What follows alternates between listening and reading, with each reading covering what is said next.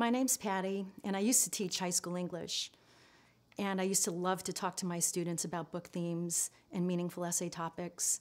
But I'm here today to talk to you about some lessons I've learned that don't have anything to do with literature or how to construct an essay. I'm here today to share with you some lessons I've learned about the magic of kindness. On December 21st, 2011, I was at Pelham High School in New Hampshire. That's where I was teaching at the time. It was right before the last class of the day, and I was in the hall talking to another English teacher when one of the hall monitors called out, "Mrs. Morin, you need to go to the main office." I had no idea what was going on. I actually thought I was in trouble. So I went to the office. Soon after, my husband arrived, and by the look on his face, I could tell that something was terribly wrong. That's when I found out that my youngest daughter, Ellie, had passed away.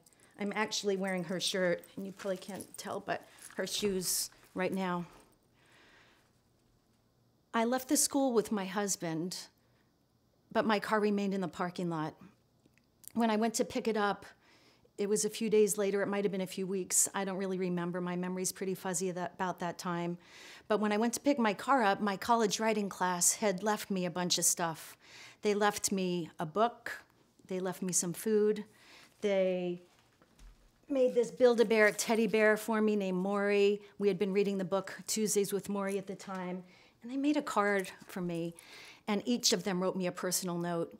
And I've got to tell you, that kindness went right to my core.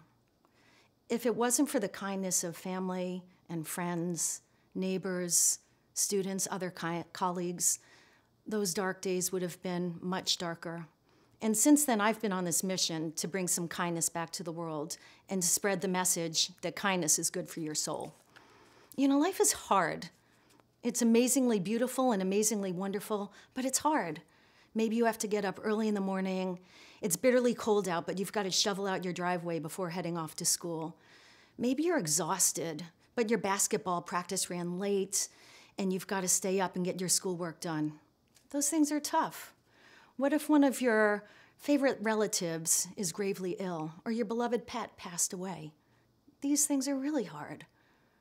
Maybe you live with a parent who's an alcoholic, or your family is undergoing serious financial stress. Maybe you live every day with debilitating anxiety. Tough? Yeah, those things are really tough. And you know, the thing is, most of the time, we don't know those things are going on in another person's life. Plato tells us, be kind, for everyone you meet is fighting a great battle. I've certainly fought enough of my own battles and had enough heartache to believe Plato's words to be true. You know, we share this common humanity. Each of us has experienced loneliness, fear, uncertainty, despair, and I think we've all known heartache. So for those reasons, I believe we all deserve kindness. So that's my message. Be kind. What if every day one of our goals was to spread a little kindness? What if every day we set out to show the world what kind of good there is out there? You know, life is really a whole lot easier when we're there for one another. So I want to share with you a couple of the lessons I've learned about kindness. The first is that kindness makes you feel good. You know, when you do something for someone else, it makes you feel good too. And actually, research has proven that people who volunteer and are generous, they get sick less often, they have lower blood pressure, they live longer. Those are pretty good things, I think. So the next time you're feeling bad, get out there and do something for someone else and see how it makes you feel. I bet it'll make you feel better. Another thing I've learned is that no act of kindness is too small. Sometimes a simple smile can turn someone's day around. Now, I know there are some big problems out there in the world today, and it can be easy to say, why bother? What's kindness going to do? But I say we must bother, and kindness can change the world. And I think it's pretty cool that we can create change. You do a simple act of kindness, it impacts you, it impacts the person receiving that kindness, and then anybody else watching is going to be affected too. And then this ripple effect takes place, and that act of kindness can travel on and on.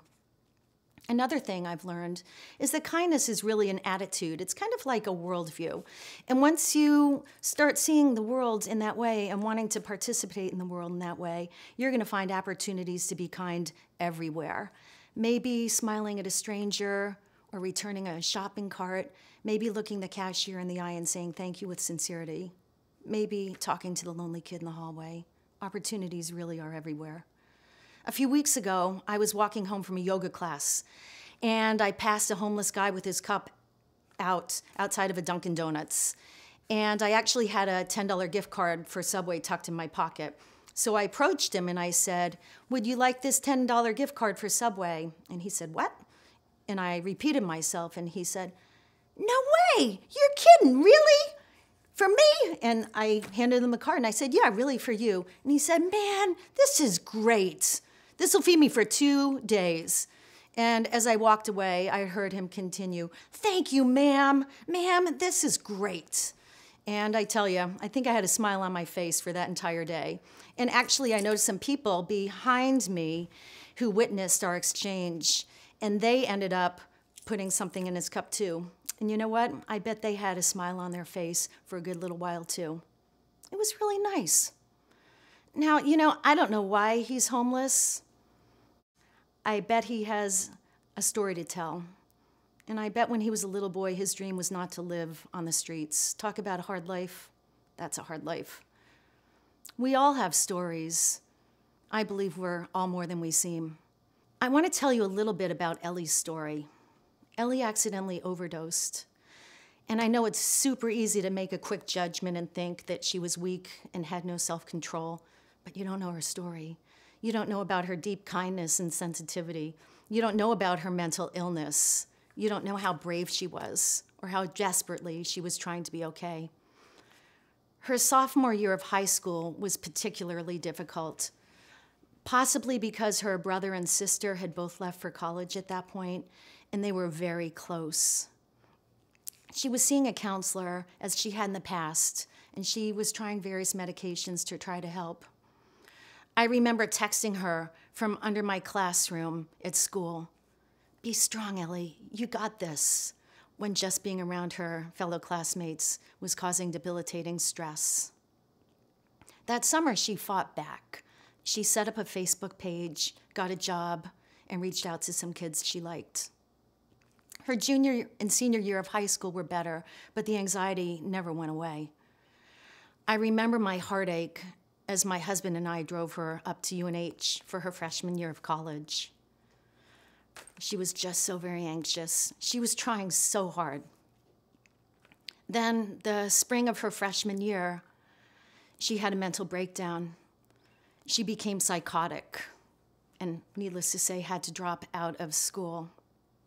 For a while, the doctors didn't know what was going on in her mind. They thought she might be schizophrenic. Well, she came home and began to stabilize, and then she fought back again. She got a job at Canopy Lake Park. She enrolled in Great Bay Community College for the fall semester and planned to go back to UNH for the spring semester. But she didn't live to see her spring semester. Some people might think that Ellie was weak, but to me, she's the bravest person I've ever known. I'm not trying to say that people were unkind to Ellie, and I'm not trying to say that kindness could have saved her, but maybe it could have. But what I am saying is that life's a whole lot easier when we're there for one another. And I know I want to be there for others the way they were there for me in my darkest hour. I want to shine brightness and goodness, and so when people are around me, they feel better. Can we do that together? Can you be strong and help a stranger? Can you put yourself in another person's shoes? Together, I think everything is possible. Now, I want to switch gears and tell you about something that my family and I started a few years ago called Project Ellie, Changing Our World Through Kindness. On December 21st, 2013, my husband Scott, son Matt, daughter Katie, and I were sitting around feeling sad, not knowing what to do with ourselves. We wanted to do something meaningful on the day of Ellie's passing. And my son came up with the idea of putting together gift bags and roaming the streets of Boston and giving them to homeless people. And so that's what we did. And I can tell you, on December 21st, 2014, we were a whole lot happier. And we've done that every year since then. And I put on Facebook what we were doing and got a lot of people who wanted to help. And so since then, Project Ellie has grown. It's kind of been organic, and more people have become involved. Last year, we ended up raising $1,191, and then we collected another $1,125 in gift cards. We also collected 99 hats, 69 pairs of gloves, 23 scarves, and 580 pairs of socks, which I think is all pretty awesome. And I've also put together a program about kindness for schools, which is why I'm doing this video. And I'm exploring ways for Project Ellie to help drug rehab centers.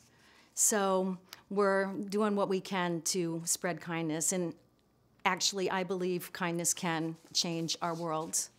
So I want to share with you something that Ellie's sister, Katie, said about her best friend, her sister, Ellie. She said, "You are the one who reminds me every day to be kind to others, not to judge or make assumptions, to give it all I've got and not take life too seriously, to laugh a lot and make people feel good, to be generous with my time, my knowledge, and my heart, to tell the truth, and to spend the last $20 in my pocket on fried chicken for my friends, if that's what I want to do." Ellie's spirit lives on through her legacy of love and kindness. Will you help me spread that love? Thank you.